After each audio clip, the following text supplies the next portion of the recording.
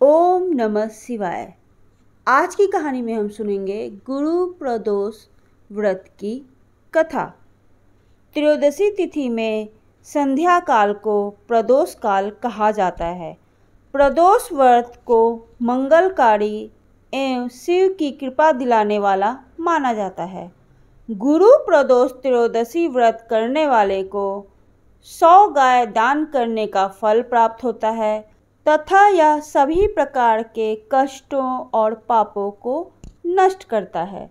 इस व्रत की कथा श्रवण करने से यानी सुनने से ऐश्वर्य और विजय का शुभ वरदान मिलता है। गुरु प्रदोष व्रत शत्रुओं का विनाश करने वाला माना गया है। श्री सूत जी के अनुसार यह अति श्रेष्ठ शत्रु विनाशक भक्ति प्रिय व्रत है।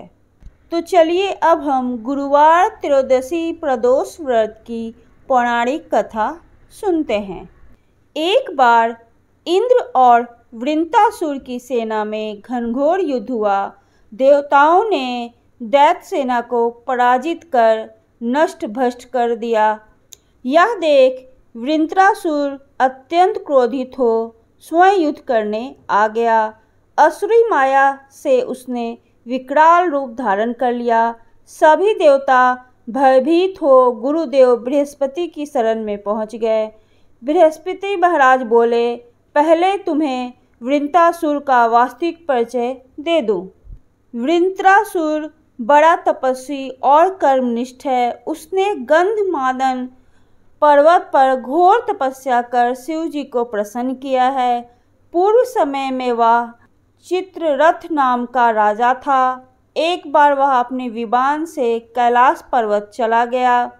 वह शिव जी के वाम अंग में माता पार्वती विराजमान देख वह उपहास पूर्वक बोला, हे प्रभो, मोह माया में फंसे होने के कारण हम स्त्रियों के वशीभूत रहते हैं, किंतु देवलोक में ऐसा दृष्टिगोचर नहीं हुआ कि स्त्री आलिंगन बंद हो सभा में बैठे। चित्ररथ के यह वचन सुन सर्वव्यापी शिवशंकर हंसकर बोले, हे राजन, मेरा व्यवहारिक दृष्टिकोण पृथक है। मैंने मृत्युदाता कालकूट महाविष का पान किया है, फिर भी तुम साधारण जन की भांति मेरा उपहास उड़ाते हो। माता पार्वती क्रोधित हो चित्ररथ से बोली, अरे दुष्ट, तूने सर्वव्यापी महेश्वर के साथ मेरा भी उपहास उड़ाया है। अतः मैं तुझे वह शिक्षा दूंगी कि फिर तू ऐसे संतों के उपहास का दुस्साहस नहीं करेगा। अब तू दैत्य रूप धारण कर नीचे जा, मैं तुझे श्राप देती हूँ। जगदम्बा भवानी के अभिशाप से चित्ररथ राक्षस योनि को प्राप्त हुआ और त्वष्टा नामक ऋषि के श्रेष्ठ तप से उत्पन्न हो वृंतासुर बना।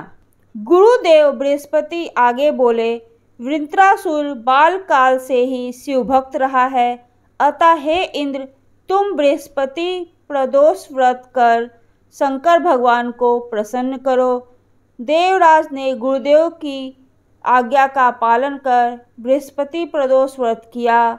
गुरु प्रदोष व्रत के प्रताप से इंद्र ने शीघ्र ही वृंतासुर पर विजय प्राप्त कर ली और देवलोक में शांति छा गई। अतः प्रदोष व्रत हर शिव भक्त को अवश्य करना चाहिए। तो यह थी गुरु प्रदोष व्रत की कथा। प्रदोष व्रत का पूर्ण फल दिन अनुसार प्राप्त होता है।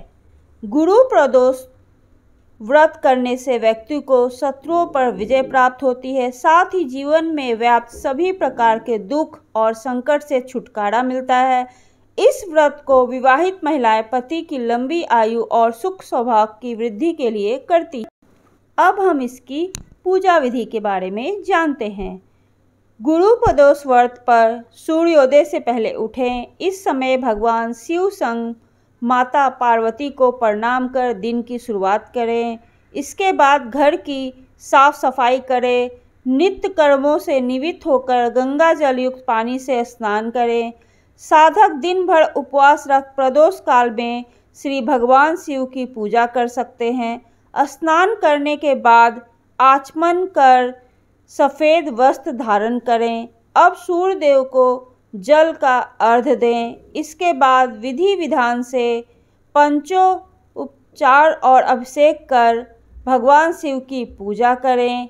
इस समय शिव चालीसा और शिव मंत्रों का जाप कर सकते हैं और अंत में आरती कर सुख समृद्धि की कामना करें। इसमें दिन भर उपवास रखें। संध्या काल में आरती के बाद फलाहार करें। अगले दिन स्नान के बाद विधि विधान से भगवान शिव की पूजा करें और इसके बाद पारण करें। तो ये थी प्रदोष व्रत कथा और उसकी पूजा विधि। आपको ये कहानी कैसी लगी मुझे कमेंट करके ज़रूर बताइएगा और ऐसे ही धार्मिक और रोचक कहानियों को सुनने के लिए प्लीज़ मेरे चैनल को लाइक कीजिए, सब्सक्राइब कीजिए। ओम नमः शिवाय।